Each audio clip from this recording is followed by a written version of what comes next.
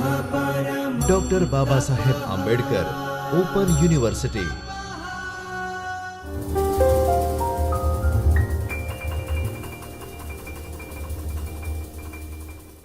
Hello friends, welcome to Chaitanya Studio at Dr. Babasaheb Ambedkar Open University, Ahmedabad.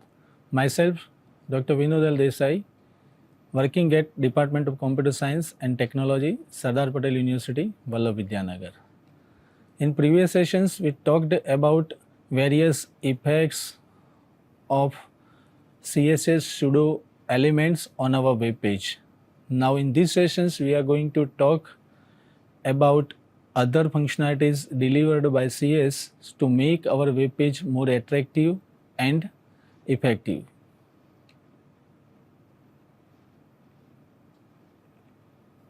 In these sessions, we are going to talk about various layer effects and drop-down effects. So before we discuss layer effects, we need to know what is layer. So let's have a discussion on that. So what is layer? So the layers are simply, we can say, the part or the container, okay, simply in simple words. So if there are more than one objects to be placed in the same positions, then it becomes very difficult that which objects to be placed above the other ones, or we can say in the front side then the other one. So in such case, the layer functionality helps us to decide that which object or the element to be placed upon the other one. The ability to create your own custom layers is new to CSS with this feature. But layers are something that have been around in CSS since the beginning. There are three different layers in CSS that govern how all styles work. Browser, also known as user agent styles, first one. Okay, so there are three types of layers, we can say. The first one is browser itself, also known as user agent.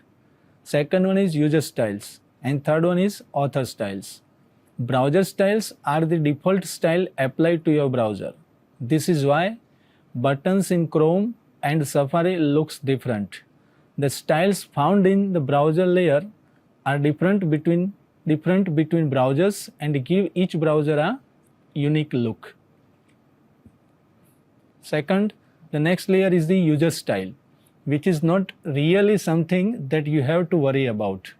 These are generally custom styles that users can write and inject into the browser. But that is not really supported anymore by browsers. There may be some browser settings that users can change, which will add styles to this layer.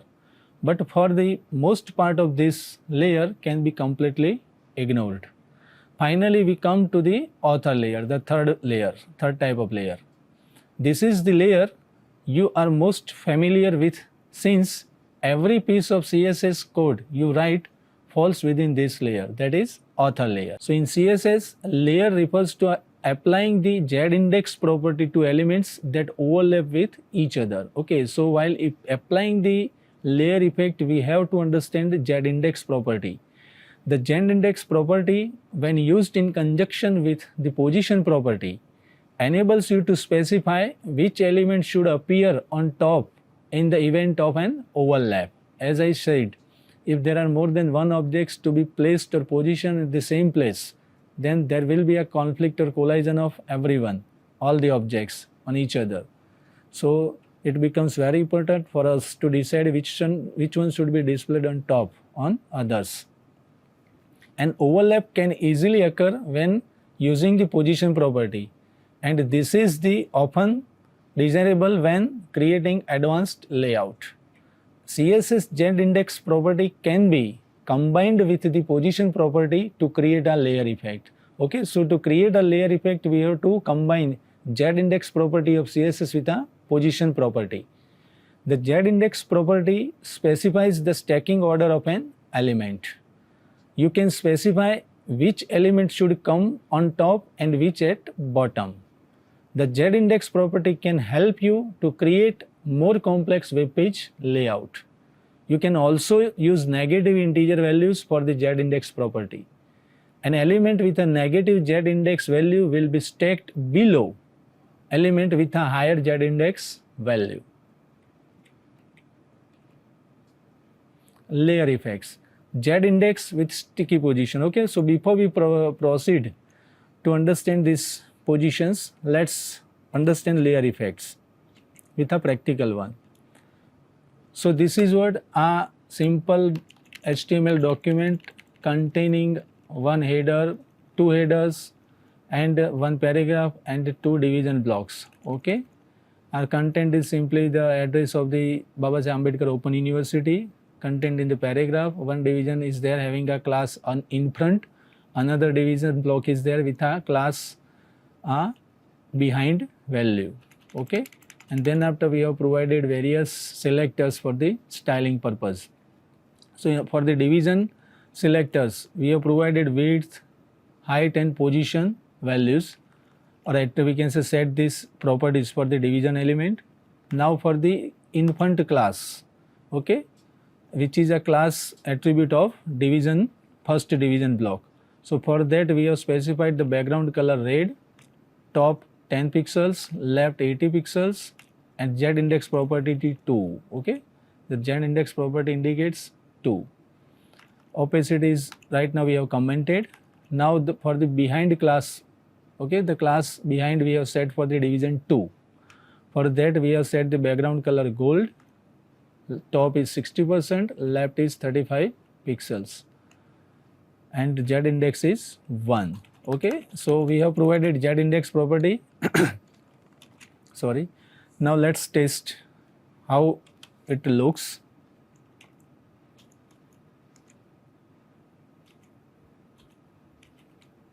Layer.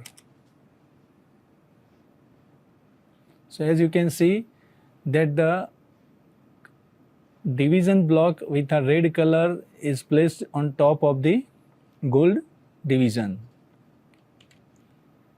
Let's go back to the coding and here you can see that you can say Z index property with a higher value gets priority to be placed on top. Okay, if I will change from Z index property 2 to 1 and for the behind class if I will move it and change it from 1 to 2 and save it, and if I will change and now let's refresh it and see what changes takes place. Now you can see that behind class division block placed on top of the in front class of division 1. So based on the Z index value, the object will be decided that which one should be placed on top and which one should be placed on bottom one. Okay, let's move for the another property, or as we already discussed that we can provide a negative value as well for the Z index. So in this we can say document, you can see that we have various division blocks. Division 1 is division with a class box 1, another division with a class box 2, third division with a class box 3, and we can say, as you can see, that having a different index values, Z index value. Okay, see here for this box 1 class, for the division 1 we have a Z index negative value, we have specified -1 -3. Okay, another one is for box 2, that is -2, while for the box 3 class we have a -1. So we have provided a -1. So once again it will be applied as per the mathematical rules, which one is having a higher priority in a negative values, that will be placed on top while the rest goes in the bottom side. Okay, in a subsequent manner. So now let's test it, how the object or box is going to be displayed by specifying a negative Z index value. As you can see that each one is contained within another one based on the negative values.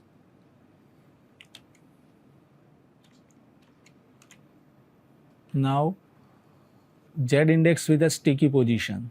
The Z index property can be used to control the stacking order of an elements with the position property to sticky. so that they can stay fixed in place as the page scrolls. Okay, if you are specifying a sticky position, then it will remain fixed as and when the page scrolls.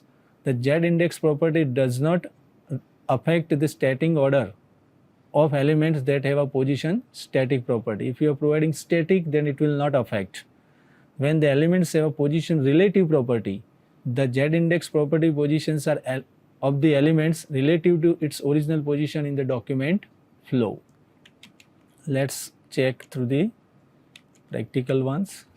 So we have a Z-index a static property set, position static.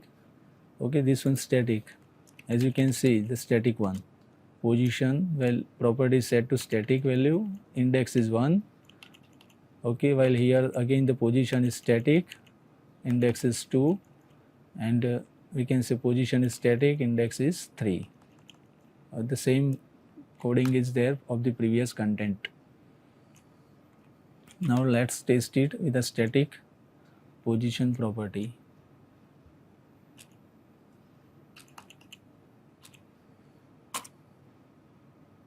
So right now we don't have any scroll bar, so it is not going to be, we can say, visualized how it is going to remain static irrespective of its movement. But this way we can set the position property to static. Moving next to the sticky property. Okay, the same way it is also used, that position having a value sticky, okay, for all the 3 division classes, box 1, box 2 and box 3. It will have the same effect as with the static, as there is no scroll bar we have set for that.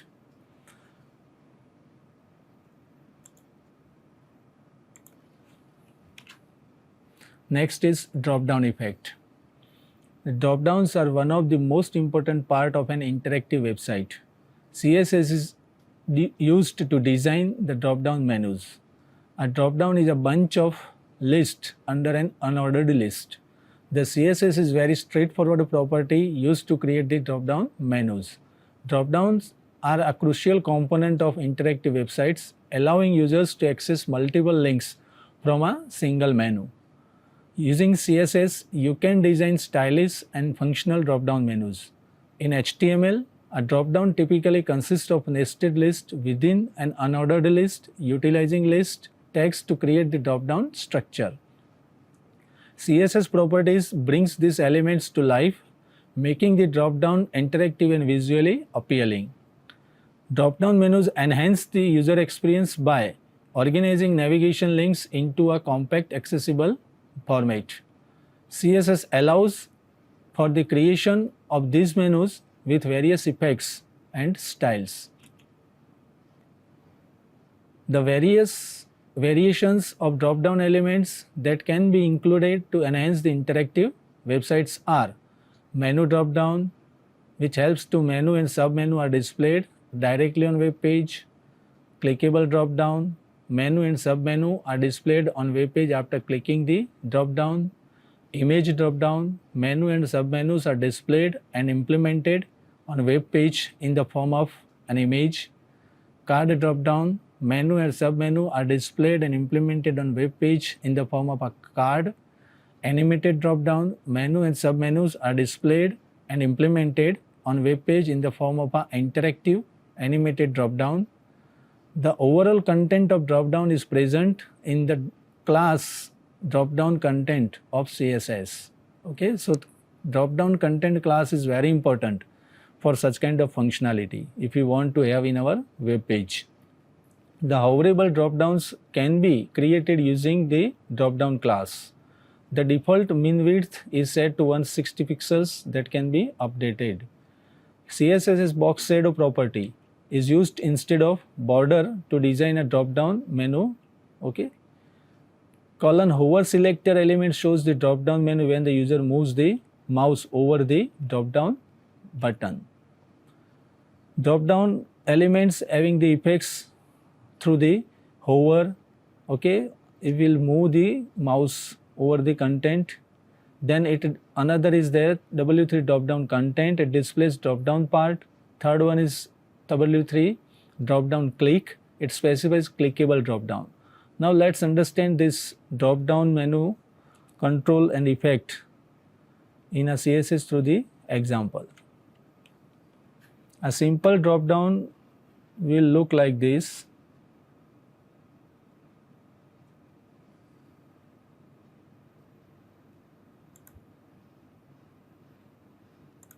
Yes,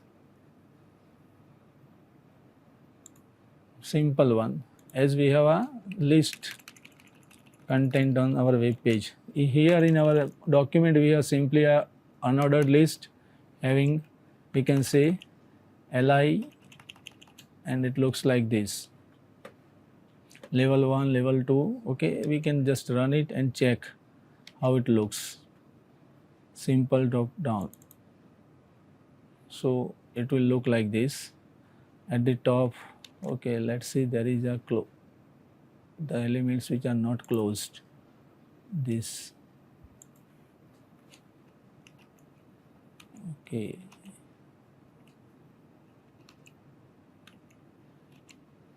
okay, we have to specify the class name, okay, li, yes, like this. Now we have unordered list, okay, within that we have like this. I just forget to close it, so now refresh it. Okay, so here we have a level 1 in the form of top again.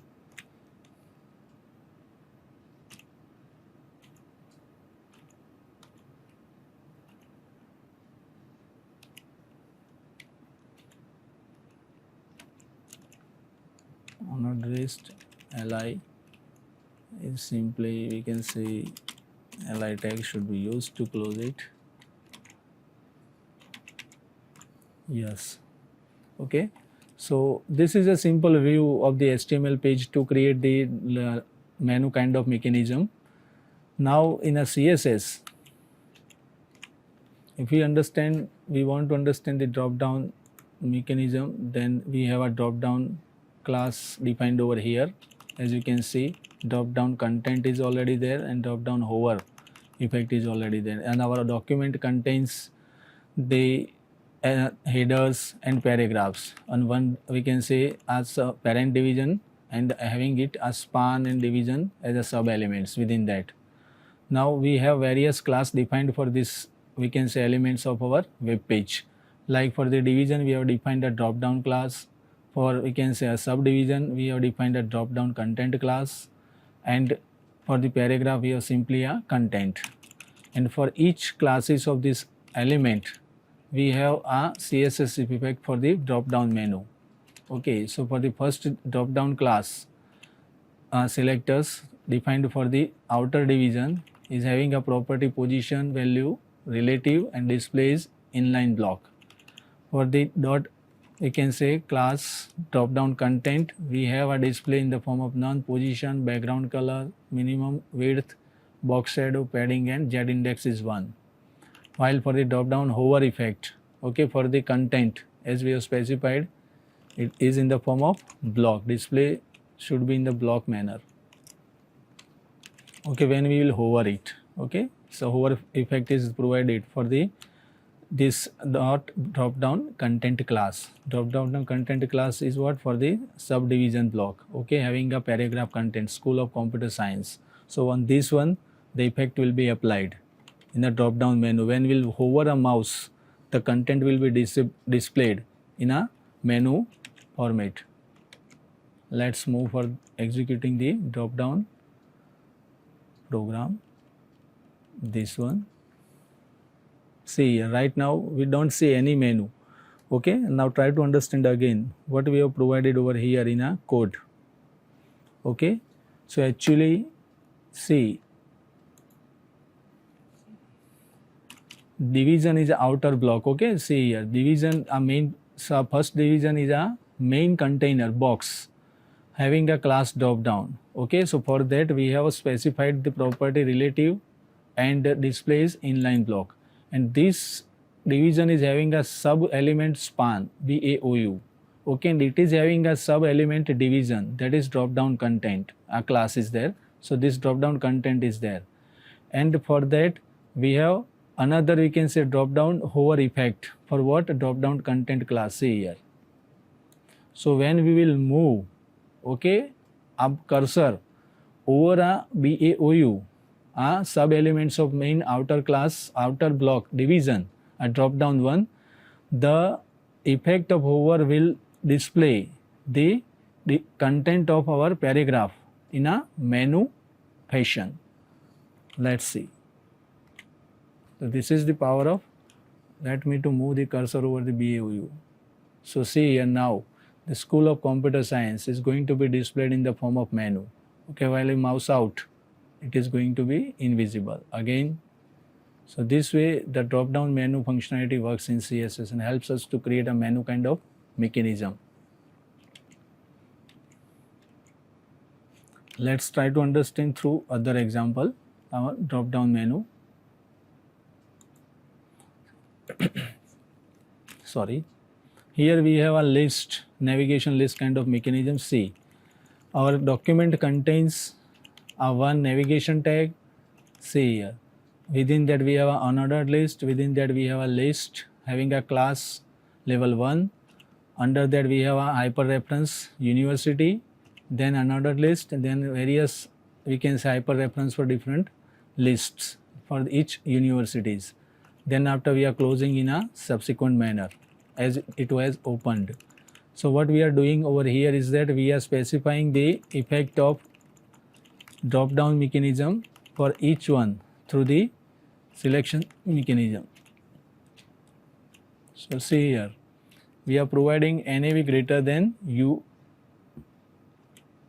NAV greater than sign and UL unordered. That means this is what a direct child selector. It indicates direct child. Okay, there should not be any, we can say, subsequent selection. Direct child of NAV. Here we can say descendant selectors of NAV like unordered list and ordered list. So for all these descendant selectors of NAV and UL of all LI, this mechanism, or we can say property, is set in the form of display, float, margin left and position. Same way for this, we can say anchor tags, or we change the subsequent descendant child of all their elements, or we can say selector, element selectors of specified, that is NAV and UL. Okay, so it will be set with this property. When we will hover, okay, this is the hover effect for this one. Okay, again selectors, then it will have the impact of background color and the menu will be displayed when we will hover it. Okay, now we can see that for this all the, we can say, subsequent mechanism or this hierarchy. Okay, the hierarchy should not be affected. So that what we did, we have just set the float property to none. That means NAV under that UL, under that LI, under that UL and under that LI, we have a class hierarchy, or we can say list hierarchy. So that should not be affected while executing the program. And then after we have set it again with a different properties. So display in a block manner. So when I will use it, see here, unordered list should be a direct over the hover effect. Okay, direct, it should not change.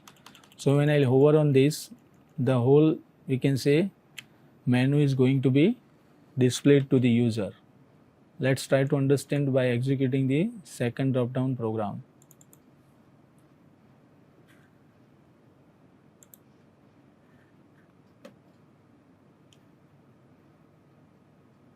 This is the previous one, I think. Yes, we wrongly selected this previous file. Okay, we have to select the second one, drop down one. Okay, so it simply shows the university, and when I will, we can say, hover on the university, then it displays the other rest of the university anchor tags. Okay, like Sardar Patel, Sardar Patel University, Gujarat University, Veer Narmad South Gujarat University and BAOUGujarat University.